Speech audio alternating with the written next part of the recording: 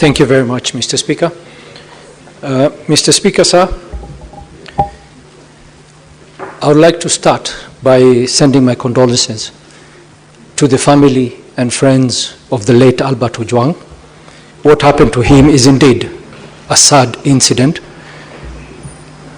and it should not happen to any Kenyan. Any life, one life, is a life too many when we lose. And Mr. Speaker, sir, today is a special day. It is quite unprecedented that we are having this special sitting to discuss the death of a Kenyan. And I hope that this is a precedent that we are going to set as this Senate and as a country in the whole. Because, Mr. Speaker, sir, where I come from, and I have to relate the matters happening to this country to where I come from and to the people that I represent. Mr. Speaker, sir, as we discuss the death of Albert Ojwang and the circumstances that led to his death, and I would like the Senator for Homa Bay, Senator Ojwang, and Senator Beatrice Ogola to try and understand where I'm coming from.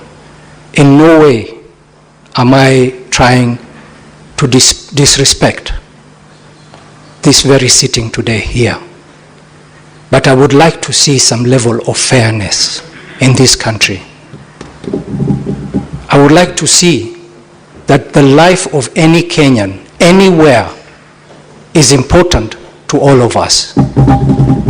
Mr. Speaker, sir, last week, the Senator of Turkana stood on the floor of this House with a statement inquiring about the death of 40 fishermen who were killed and left in the lake, and 4 other individuals who were detained and then killed thereafter. And not a single senator requested for a special sitting for those 44 individuals. Not a single senator. Not this country begged for questions about the death of those individuals. Not the main media, not even on the social media. So it begs the question, are there some Kenyans who are more equal than others? Are we to believe that we are brothers and sisters or cousins in that matter? Or maybe there are cousins who are more equal than others?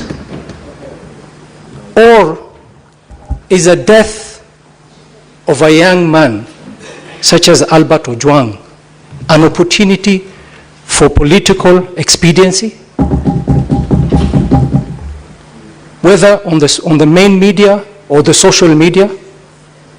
And you know, Mr. Speaker, people will label me whatever they want to label me. They would say I am part of the system, that I am a brother to so-and-so. But Mr. Speaker, I was a patriot of this country before I came to the Senate. I was a patriot before any of my relatives living is serving in any part of this government. I was a patriot, and I have personally fought for this country. I have personally put my life on the line for this country. So whether I'm related to anybody, it is not the issue here. The issue is, as a country, can we be so sincere to each other and agree that we are brothers and sisters? Or tell us of certain regions that there are people who are more brothers than we are. And Mr. Speaker,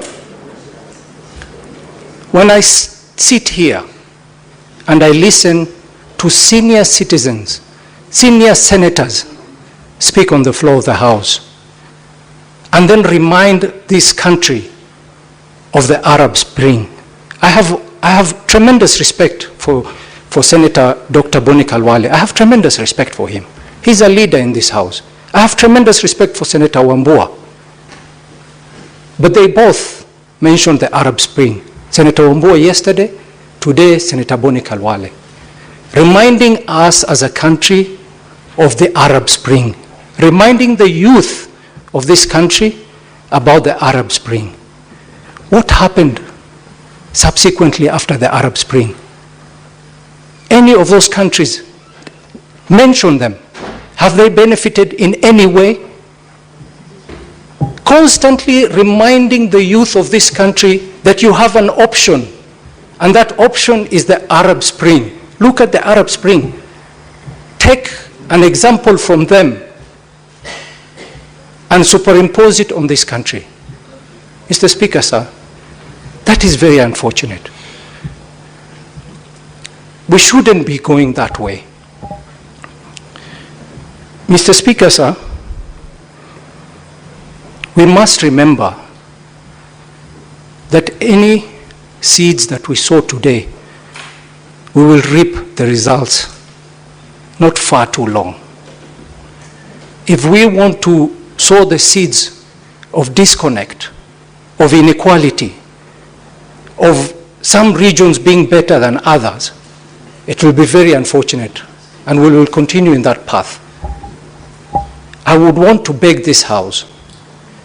I have a case of 6 youths in Garissa, 6 youths between the age of 18 to 21 who were brutally murdered on the road in Garissa, brutally murdered, execution style, told to bend down, kneel down, and shot in the head, in the back of the head. Until today, it's been 2 years. Until today, we don't know if it's whether it is a security apparatus who killed them, or it was a criminal organization that killed them. We don't know. We don't know. But we've not had, not the human rights organization, not the civil society, not the media houses, have ever decided to pursue justice for those 6 people. If this continues, some of us, or some senators here, will feel disconnected from the rest of the country. And we will not feel for the pain of some people, which will turn us to less of a human. We all believe that a life, any life, is important.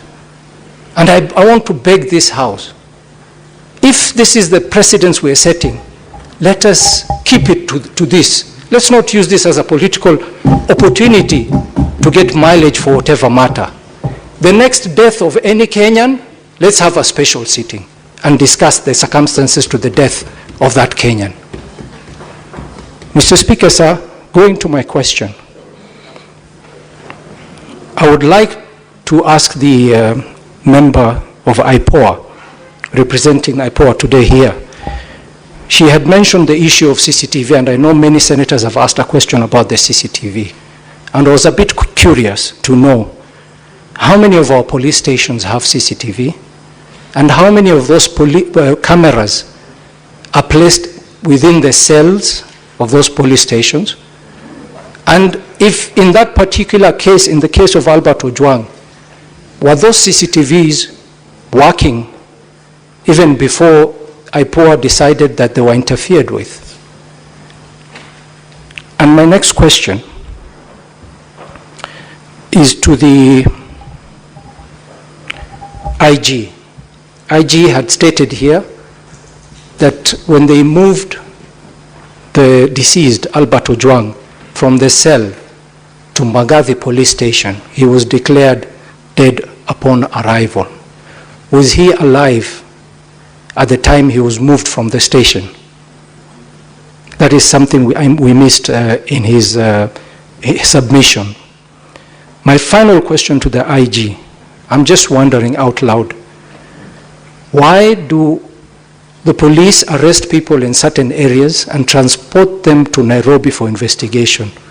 Does it mean that with the devolved system that we have now, the DCI or the police cannot conduct investigations at where the person has been arrested? Could you elaborate on this issue as well? Thank you very much, Mr. Speaker. Senator Newt.